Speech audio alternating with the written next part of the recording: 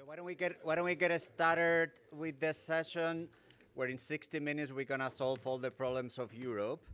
Um, I'm not gonna introduce any of the speakers. I think you all know them quite well. I'm going to spend 20 seconds introducing the topic for those of you who've been on vacation for the last months.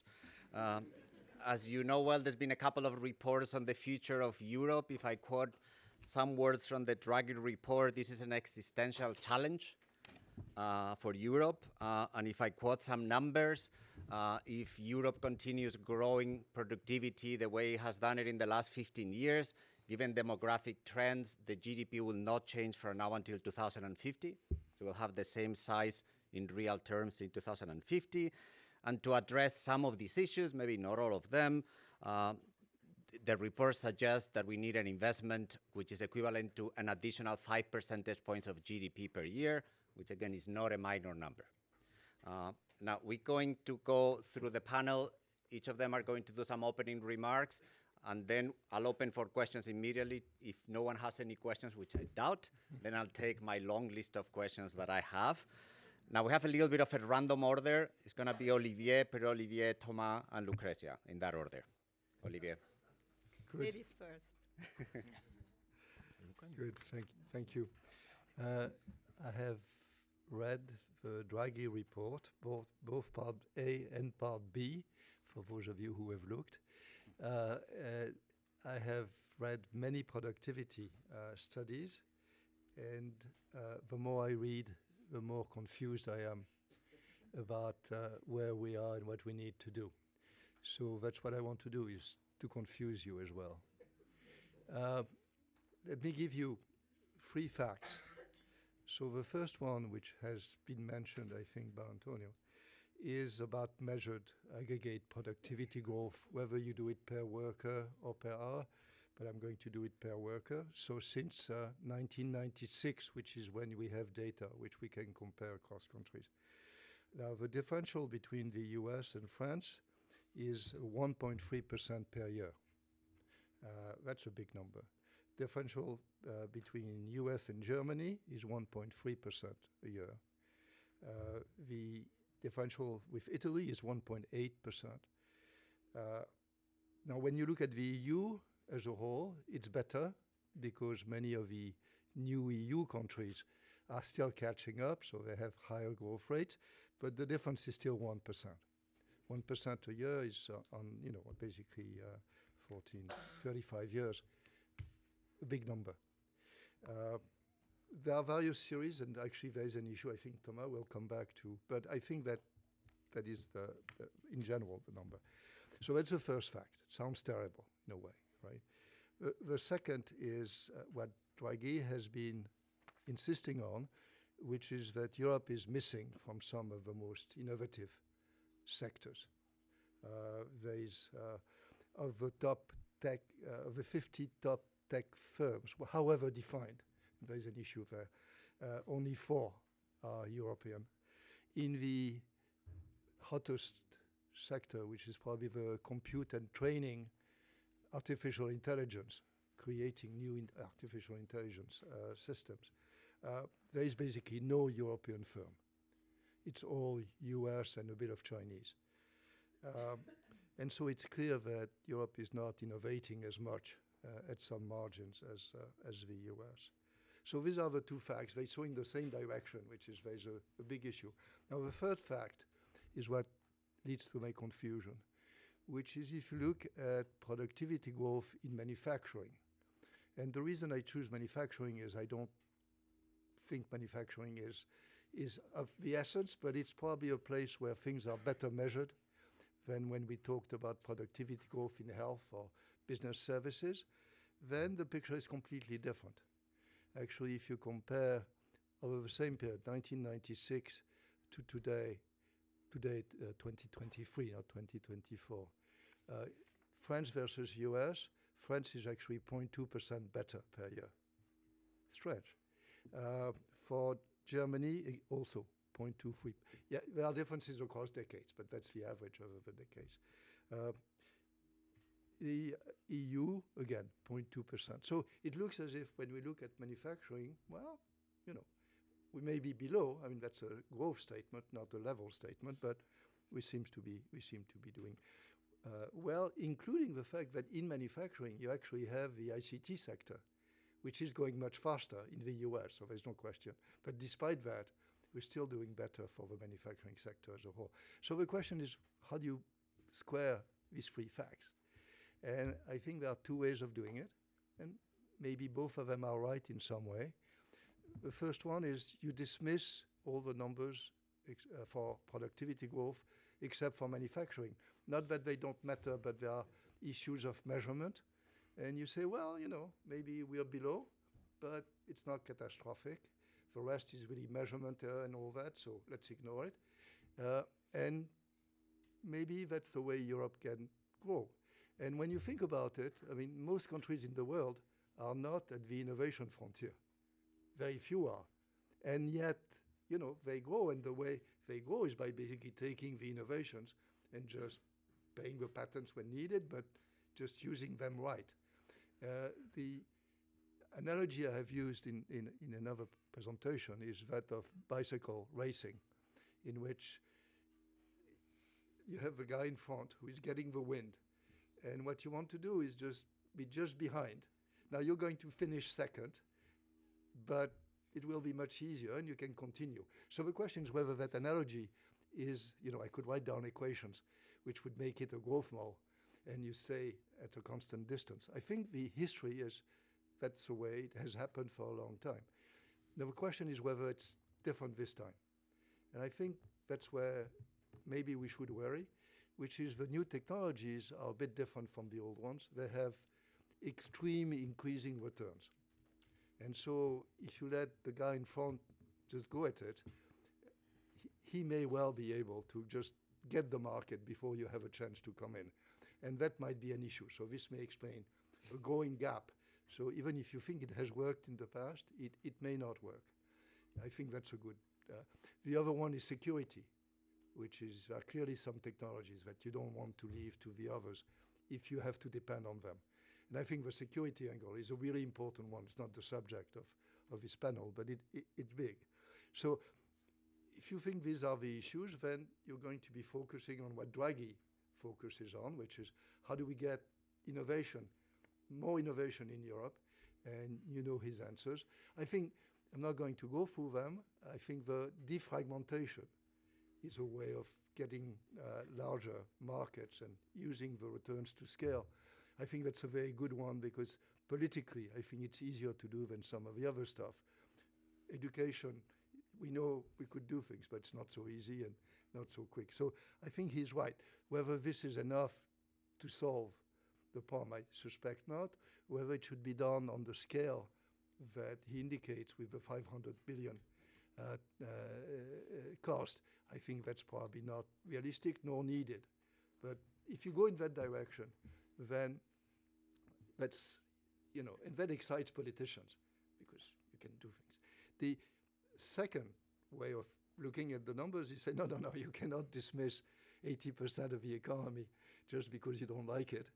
And yeah, there is noise, but, you know, you still have to be serious about it. And then when you look at where the differential is, which is where it is, you find that it is in sectors like retail, business services, excluding ICT services.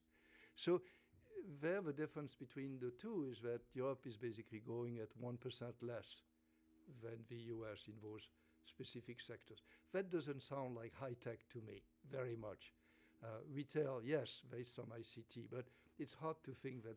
And I think that leads you to kind of the old approach, which there are all kinds of issues in Europe which go far beyond innovation, which is regulation, which is education, which is everything else.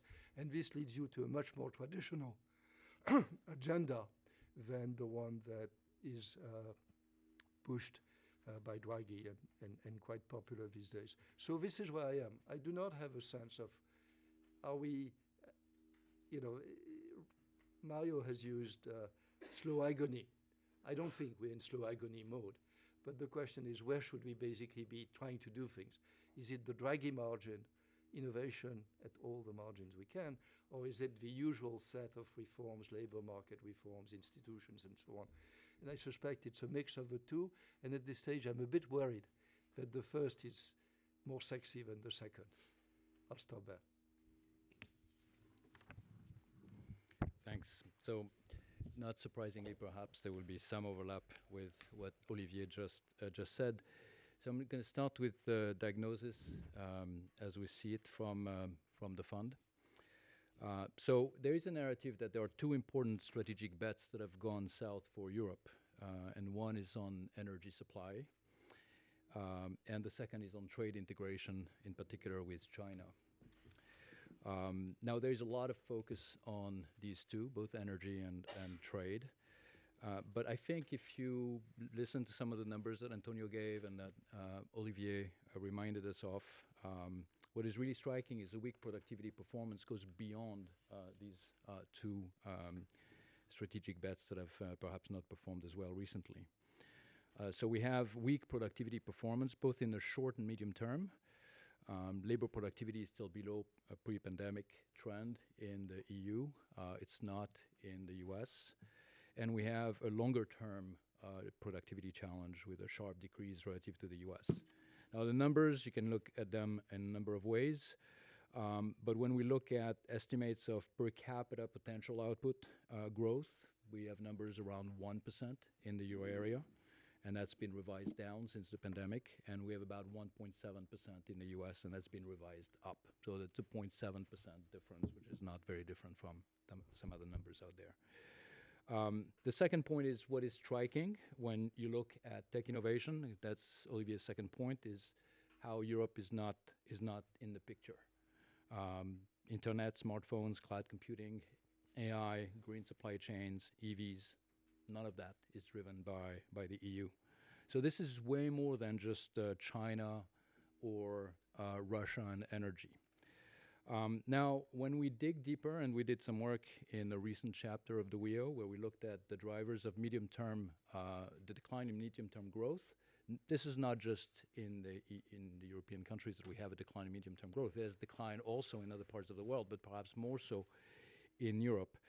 And what we find is that this is in part driven by increased misallocation of factors, which we measure the standard way, capital and labor, and that's both across firms within sectors, and also some of it is between sectors. Now, related to that, but slightly distinct, we find that Europe suffers from a broader lack of business dynamism. Most strikingly, a deficit of startups. So if we want to think about innovation, that's certainly an area where we don't see a lot of startups. That there are startups, but they don't seem to be succeeding or getting to the next stage. And instead, there is an overabundance of low-growth, mature European firms, so low entry, low exit, and this is contributing to lower aggregate productivity. Now, the other issue that we find when we look at the microdata is weak within-firm productivity growth, which is something that we've documented in a recent report from our European department. So Europe's large leading firms experienced only a third of the productivity growth of their US counterparts in the last 2 decades, with widening differences in innovation efforts. And US firms spend triple the amount in R&D as European firms. Now, that could be the, Viking race model that Olivier refers to. They are spending that, and there's some distance to the leader. But that's something that has increased in over time. So what are the recommendations? I'm going to make 5 points briefly. So the first is certainly strengthening the EU single market is a good idea, no matter how you look at it. Removing intra-EU market barriers, which remain fairly high, improving competitiveness by doing so, and there are all kinds of good benefits from fostering a deeper integration domestically. Second, Europe's economic prospects, to some extent, there I may differ a little bit from Olivier. I don't think we can just give up on innovation entirely. I think it will require fostering innovation to ensure that firms are operating close to the technology frontier, maybe closer than they have been in recent decades. And there, we just listened to Agnès' presentation. I think mobilizing the abundant savings in Europe and making sure that they can be channeled through investment funds to innovating firms that need to be scaled up, and that That I think is a good idea, and I think that requires thinking harder about the capital market union. Now, I'm not going to restate all of the components of the capital market union. I think, again, Agnès did a fantastic job going over that. Third, I think that we should not be forgetting about completing the banking union. Completing the banking union is important if we want to mitigate financial fragmentation risks. They are still there. Not everything should be relying on the ECB. And so regulatory and supervisory reforms implemented after the global financial crisis have increased the European banking sector's resilience. And we've seen some evidence of that resilience in the last couple of years, but we need to complete that. Fourth, there is a need for well-designed public investment. So in that respect, we are in agreement with some of the recommendations, many of the recommendations from the Draghi report, and we also believe that it can catalyze needed private investment. And the next EU budget from that perspective offers an opportunity to focus more on EU public goods investment. That includes energy security and other aspects, cross-border energy infrastructure that could help reduce market fragmentation, R&D, clean tech sectors, and that would help the EU achieve some of its strategic goals, not just closing the innovation gap. And then fifth, and it's a point that I already made in another panel a couple of days ago, there is the list of what not to do. And so let me remind again, or repeat what I said then, which is that efforts to strengthen the single market and enhance EU public good investment should not be done in a way that distorts trade or distorts competition, so it should not be undermined by distortive industrial and trade policies. So measures aiming at protecting the EU's economic resilience, in particular, we firmly believe they should remain WTO compliant and avoid creating distortions that hurt Europe and also provoke tit-for-tat retaliation by trading partners. And relying on state aid may be justified in some cases where you've well-identified market failures, but it should be temporary, it should be limited, and it should be coordinated at the EU level. And we have some work that's coming out, it's going to be published on Monday, that explores that notion to which industrial policy should really be deployed at the European level, not at the national level in the EU. So let me stop here, and happy to expand when we get to the Q&A. Okay, so I'm going to talk about two things: competition, antitrust policy, and then back to productivity. So the first point is going to bring some good news because it's very gloomy here. The second one is to bring more confusion, but also maybe shed light on some things we don't actually know the way we think we do. Okay, so I think antitrust and competition policy, that's an EU success story. It's something that started actively in the mid-90s. And the main goal of antitrust policy is to make sure the markets are competitive. At the end of the day, it just means the consumers are going to pay lower prices. And that has worked. So across the variety of goods that are produced in Europe subject to EU antitrust actions, we see prices going down relative to the US. And sometimes by like a factor of 2 or 3. So I'm not talking 10%, I'm saying 200%, right? So it used to be much more expensive to have a cell phone plan in France than in the US, and today it's twice cheaper. The same thing for high-speed internet at home. So that's a big success story for Europe, and we should celebrate and keep it. At the same time, though, it's not the cure for all, and it's often used as a scapegoat. So first, it's used as a scapegoat for other things. So for instance, you hear stories like, oh, we have this stuff on antitrust, that's why we don't have Google. That's complete BS, obviously. It has nothing to do with anything. So the first thing is, the reason we don't have Google is we don't have Stanford, okay? So the second thing is, when people talk about that, they usually think about excessive regulation. They think about consumer protection. That's not antitrust or competition policy. So we might have too much consumer protection. That's a choice of society, and then you could have a perfectly reasonable argument that maybe we have too much of it. But that's certainly not a reason to lower the standards for antitrust. The second thing is, if you think about it, competition, it's great, but in itself, it's not going to change the long-term growth rate of the economy by some kind of miracle. I mean, there are models where, of course, if you change the degree of competition, you can change the average growth rate. But the effect is big only if you start from something which is way, way distorted. If you're close to the optimum, you're not going to change the growth rate very, very much. Okay? You're still going to have lower prices, welfare is going to be higher, but you're not going to have a permanent impact on growth. So when we think about improving the growth rate, and if we look at the sectors in Europe that lack productivity growth, what we see is sometimes lack of funding, so we have the VC issue. But oftentimes, it's either lack of human capital or excessive regulations. So we can talk about that later in the Q&A, but there's some pretty compelling case studies looking at the difference in cost of just restructuring. They're shutting down an entire division, reducing the labor force in small or in fast-growing innovative firms. And these things vary by a factor of 2 or 3. Now, if you're a young firm, that makes a big difference. And human capital, yeah. I mean, if you want to have AI, you need AI engineers, and then it's short supply everywhere, but it's partly short supply here. So these are the bottlenecks, okay? So the fact that we don't have the same growth as the US, it's about that, okay? It's not about the fact that we have too tough antitrust policy. Which brings me to my second point, so productivity. Now, truth is, it's all about the prices. And the truth is, we have no idea which ones are right. So the numbers that both Olivier and Pierre-Olivier cited that are also in the Draghi report, roughly, you're missing 1% of growth per capita each year in Europe, give or take. Okay. Turns out, differences in inflation could be just this 1%. The problem is we don't know which one to use. So let me just be very precise. There's 2 ways you can compare countries over time. You can start from a base year and use national accounts. Okay, so that's what the Draghi report does.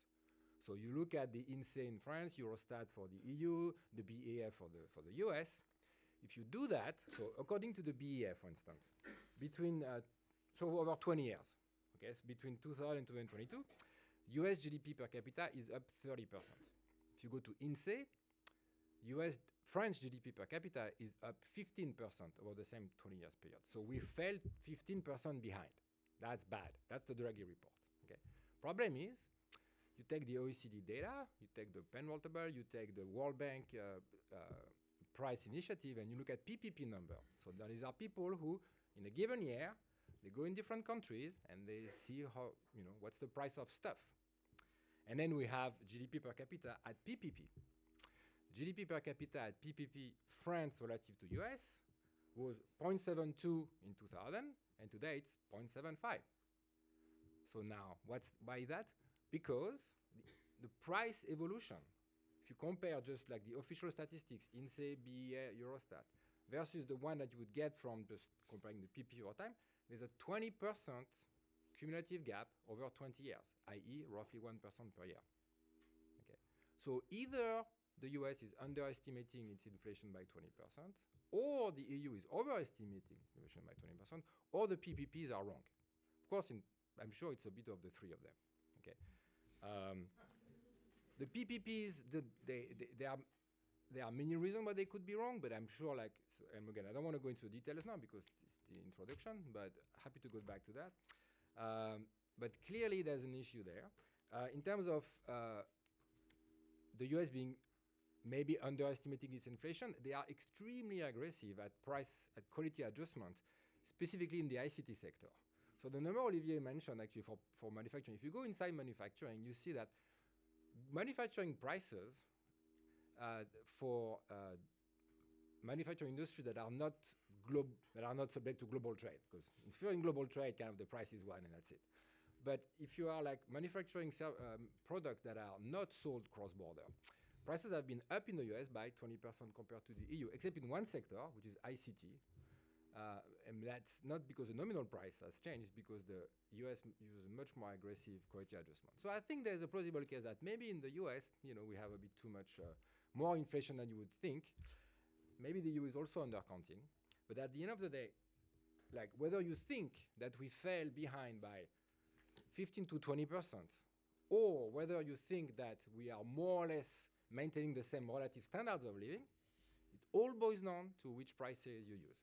So to me, that's very disconcerting because this shouldn't be like that.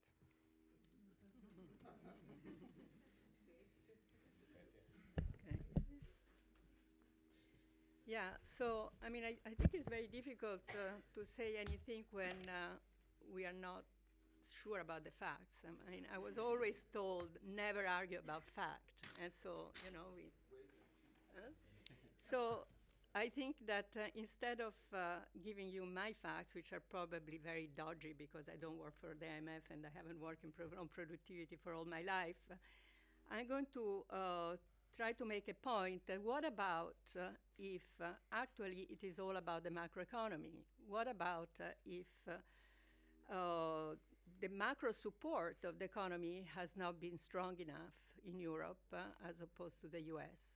So at the end, macro win, and it is all about the weak investment, and so I want to give you some selective numbers to make that case. I'm not saying that everything that has been said is wrong, but I say that this argument about aggregate demand is often missing when we discuss productivity.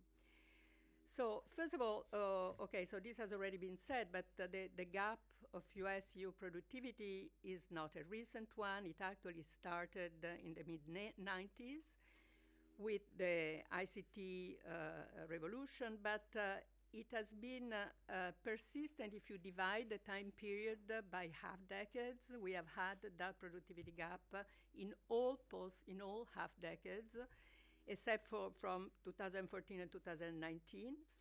The 90s, I think, is a very interesting case studies because it's a case studies in which monetary policy was very supportive, even if the economy was running hot.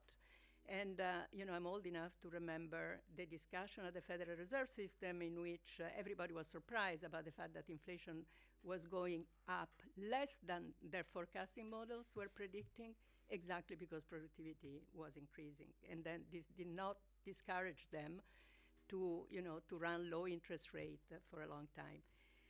The other thing that is interesting about these productivity numbers from the macro side is is driven by total factor productivity, but also by the capital labor ratio. Now, of course, there is a huge measurement issue here. I never like to talk about TFP because I think it's it's probably a random variable. But I think it's important that both the capital labor ratio and TFP are important. And in the 90s, again, if we keep that case studies, I mean, people have talked about a capital strike, okay, in Europe. Remember, those were the years of labor market reforms, where a lot of people were talking about, the lack of flexibility in the labor market in Europe, and there have been a sequence of reforms in several countries. However, the capital labor ratio declined in that decade, even when in a situation of very high savings. Okay, so, and this is all linked by a decline in trend investment. And then coming to investment, there is a significant gap in private investment. This is especially since 2010. Okay, so this is. Which kind of suggests that what happened after the great financial crisis now is quite a long time ago. It's actually material. And also of public investment. So slow capital accumulation, permanent investment scar, this is a potential explanation. Now, the fourth fact, it is true that not every company is the same. For example, if you look at export companies, which are larger than the very small companies which are predominant in Europe, the gap in productivity is smaller. And however, if you look at GDP per capita, okay, so there is the issue of price, but GDP per capita is quite a, overall is a clean measure, is a relatively cleaner measure. And, so we know more or less where we are there. Now, there is, naturally, if you look at investment, then why not looking at aggregate demand as percentage of GDP? And then here I have to, so if you look at domestic demand, and here I am citing some numbers that have been presented by Isabel in a recent workshop, domestic demand as percent of GDP in the euro area has been lower than in the US since 1970. And then, since Germany, from with respect to Germany since the 1980s, and the gap of domestic demand, Europe versus the US, has been increasing since the 90s, and this has been mostly driven by the very weak internal demand of Germany. So this is an export-driven model in which maybe the productivity gap of the export sector is not as large, but overall this has not served as well because the domestic demand has been weak. Now, another fact that supports this aggregate demand explanation is that if you look at the policy support during the last recessions that we have witnessed, that we have faced, has been much weaker in the US. So at each of the recessions, we have come out much weaker.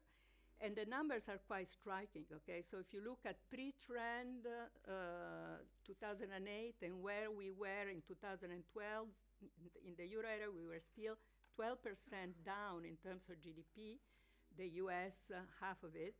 And this has been even much larger after the COVID recession, where we were minus 5% in 2024, with respect to the trend pre-crisis, and the US is back to trend. So this is very much linked to fiscal support. Now, if I think of, these are the facts, if I think of the economics, I mean, there are millions of papers that can explain these facts on the basis of endogenous growth, of hysteresis. Some of the people around this table have contributed to their stuff. Some are linked to labor market, okay, hysteresis or labor market, that was a big story in the 90s. Olivier, you wrote a paper about that, also Antonio. But, looking at this data on investments, I think actually the stories about, center about investment is probably the most relevant today. And, there is a lot of new research that point to this endogenous growth effect through investment. For example, so that there is evidence that adoption and development of new technology is costly, so that the weak growth and the weak demand post-2008 was detrimental for Europe because relatively to the US, was also detrimental for the US, by the way, because as we know, fiscal support in the US was not strong enough. Now there seems to be a consensus about that. And then there is also micro-evidence. There is, for example, some new work on Italian firms or macro evidence that shows that capital investment comes with spikes, and these spikes are typically linked to productivity gains. And so technological adoption through capital accumulation is a source of productivity heterogeneity across firms, so not only across. And then also the firm's investment contribute to sectoral TFP differences. Now, for the future, I think there are two problems. Okay, first of all, that this bias in our aggregate demand stabilization, in our stabilization framework, is there to stay. Fiscal rules and a relatively, constrained monetary policy, very much focused on a definition of inflation target that seems to be less flexible than that of the US.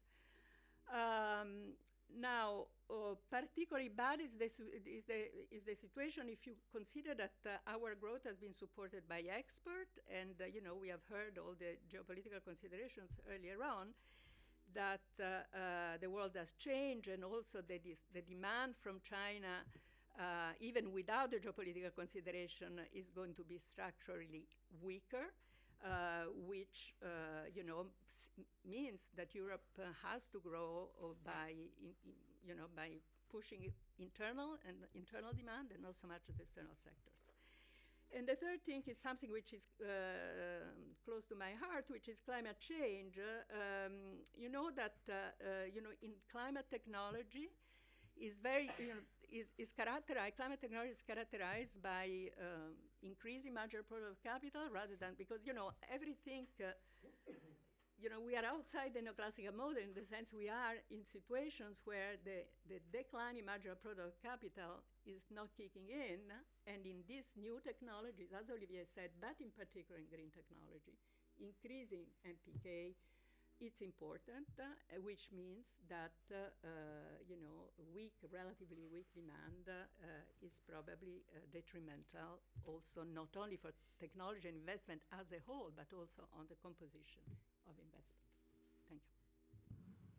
Okay, thank you, Lucrezia. I'm going to open for questions. I'm happy that we fixed most of the problems by changing the numbers, but Can we respond to? okay, I'll let for a quick response to things that I've said within the panel, and then we'll go for questions. May I? I had 4 points. I'm going to make them very quickly. What has happened since 2019? Clearly, Europe has done worse. Sorry, yes, I have to turn back.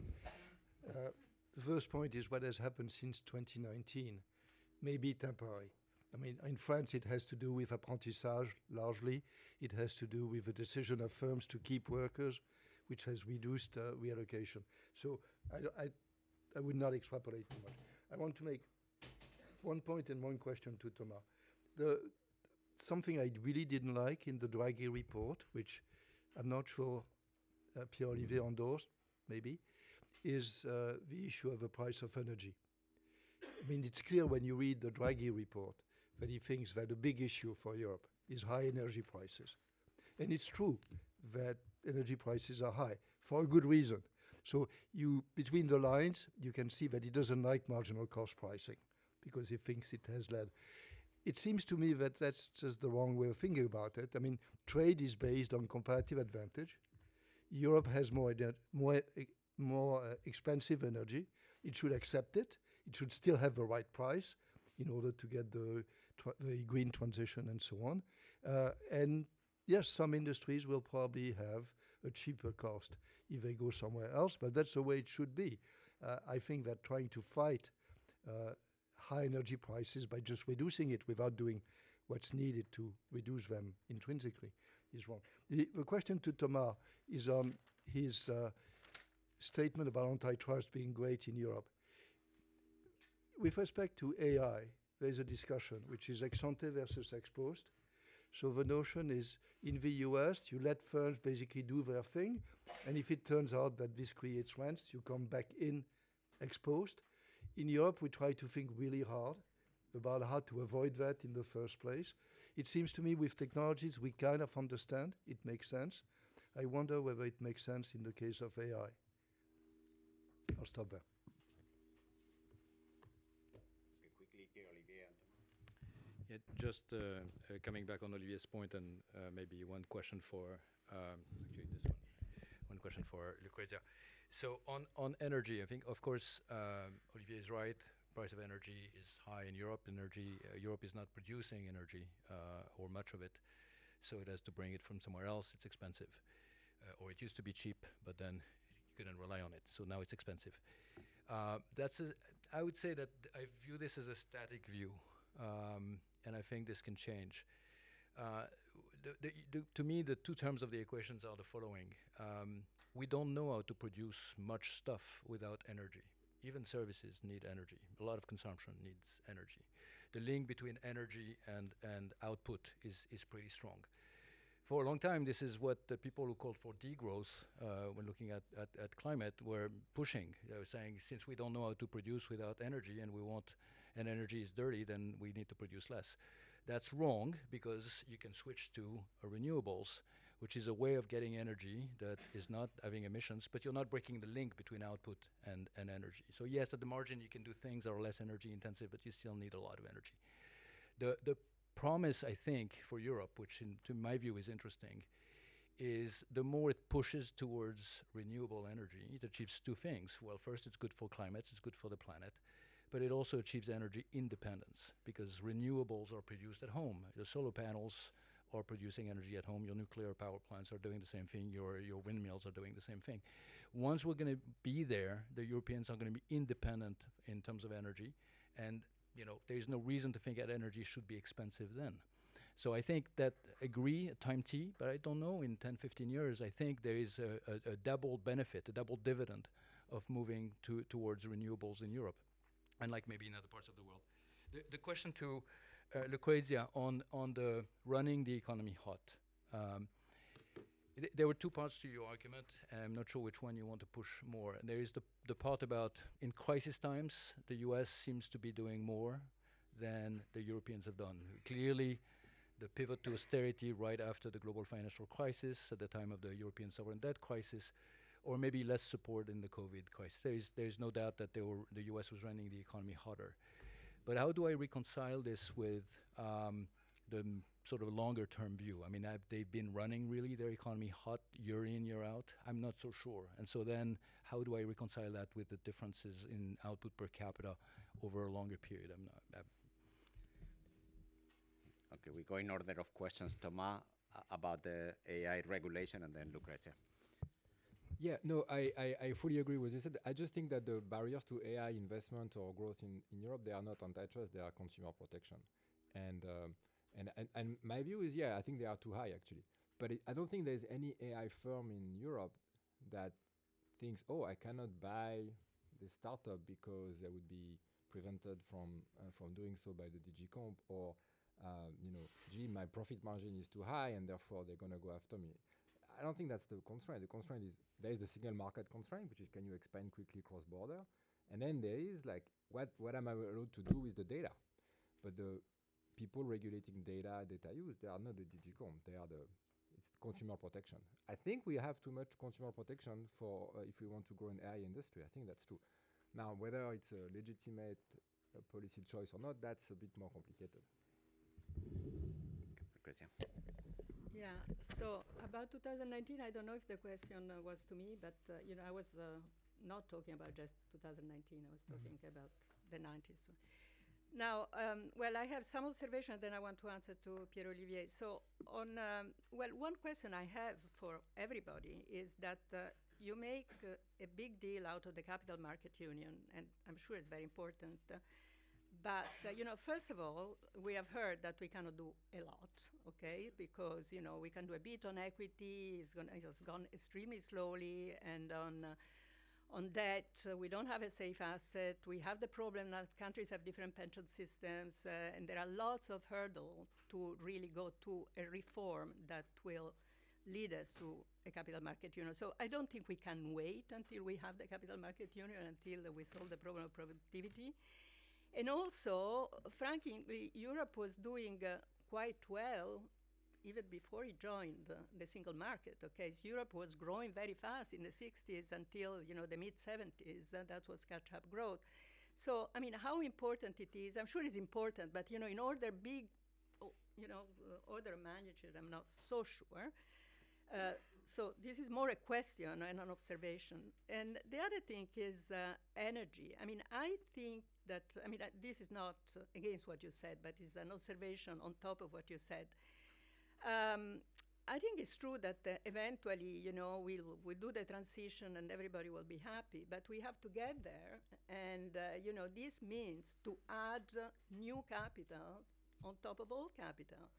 And this is going to, this is not going to be good for necessarily, unless there is investment, okay? These supply constraints, which are, the effect of green policy, which I completely welcome, are going to be negative on productivity, not positive on productivity. So we need investment. And we need investment in technologies which have increasing returns. And for that, we need fiscal and monetary policy to be friendly, not unfriendly. And so I see a real big problem there. Now, on answering to the question, I'm talking about both crisis times and long-run view. In crisis time, for sure, we have had, very different support coming out of the last recessions. But, the 90s, I think it's another example where it's more about running the economy hot. What we thought at the time, okay, that it was growing above the productivity line, but in fact it was the productivity frontier shifting up. And Europe has been running the economy hot in the 60s and it stopped in the mid-70s. Okay, let's open for questions. I'll take about 3 questions at a time and then they'll answer. Yes. I'm very happy that Olivier mentioned the part B of the Draghi report because it's definitely the most interesting. And I'm very happy too that you started the debate on public policies, because public policies is what matters, and public policy determine the allocation of investment. So we need more investment, but we need maybe better public policies. So on the two public policies which have been mentioned, on energy, I don't fully agree with what has been said. That's another debate, but we should not restrict the debate. The high price of energy, as the Draghi report makes very clear, is a result of policy choices. Marginal cost, short-term marginal cost. Should we have energy prices aligned of the short-term marginal cost of gas? That is a basic policy issue. I think we should address it. We have enormous transaction costs in the way market structure are organized. Traders are making billions of profits, which are deadweight costs on consumers. And it's not clear that we have sufficiently complete market that we can orient long-term investment in a good way. So I'm very happy that we started the discussion in energy policy.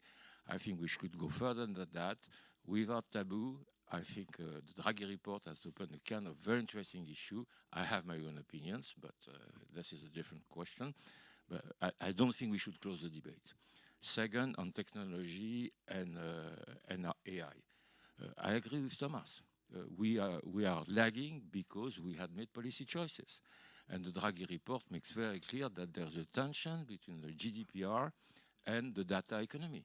The data economy is based on economies of scale, economies of scope. If you create a legislation for very good reasons, but if you create a legislation which forces to decide ex ante the use of data and filter the data according to the uses, you create an enormous friction, and that friction is at the heart of our problems today with data in Europe. Last point, we have a policy where we regulate what we don't have industry. We have the best regulation of AI, we don't have AI firms. And to my knowledge, the best AI firm, which happens to be French, oppose that regulation. So we have to wonder again, and it's very clear from the Draghi report, we have to wonder whether in our policy choices we are having the good trade-offs.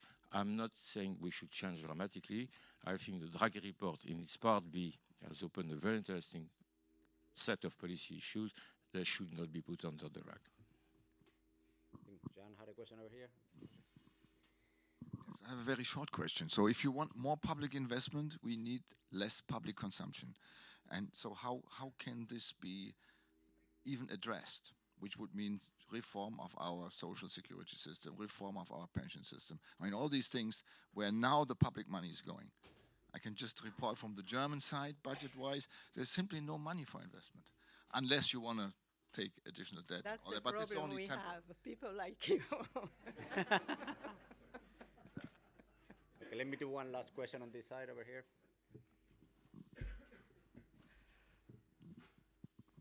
Can I raise an intellectual question, which I don't think anyone's prepared to face? Suppose this ends up in support of the IRA. Well, maybe it does. So here's my question. We heard German earlier say, let's make sure that whatever we do, we don't disobey the WTO rules. And Pierre-Olivier made that the final part of what he said. What's the conceptual structure of the WTO?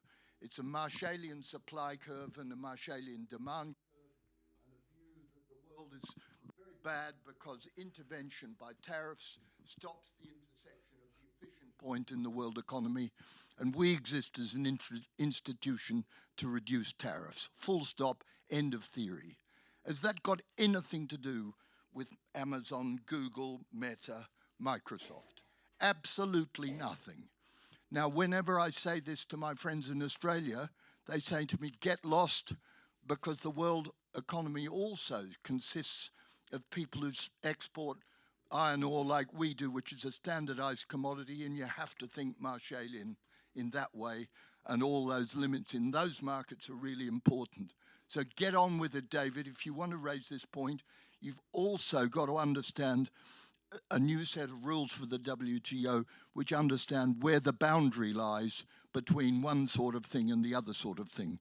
Because if you don't draw a boundary line, everybody will everywhere try and use IRA-type rules for defending protectionist reasons, entirely improper.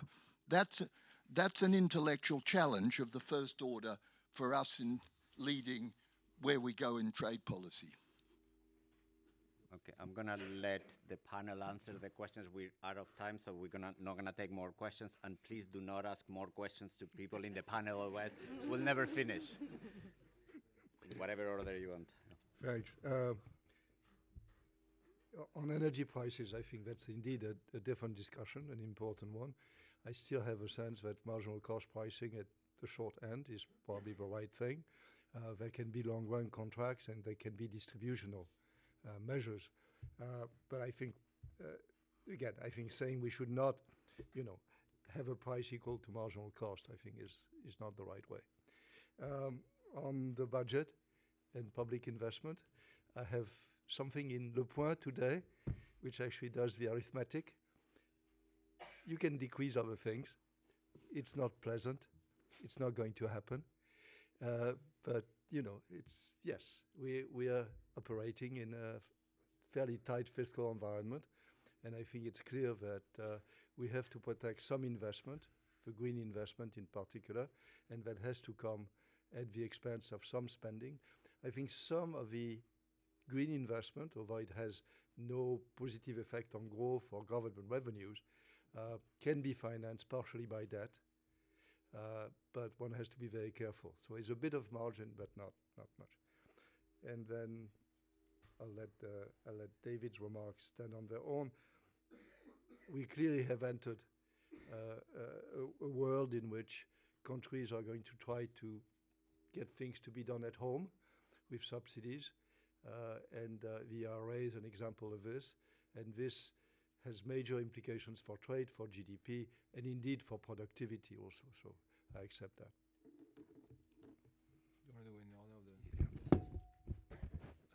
Okay, so then 2 quick points.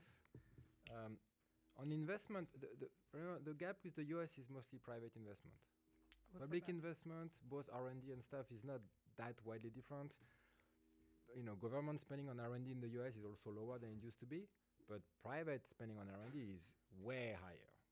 So the gap is coming from the private part. Now, I wouldn't dismiss, so the WTO, trade is second order to some extent. I don't disagree with that for Europe and the US. Like the single market, competition within Europe is way more important than competition from abroad if you're a big country like the Europe. But two things though. First, WTO is not just for Europe and the US. It's also for the rest of the world. And it's one place where Europe can have influence in other countries that I think is good for us.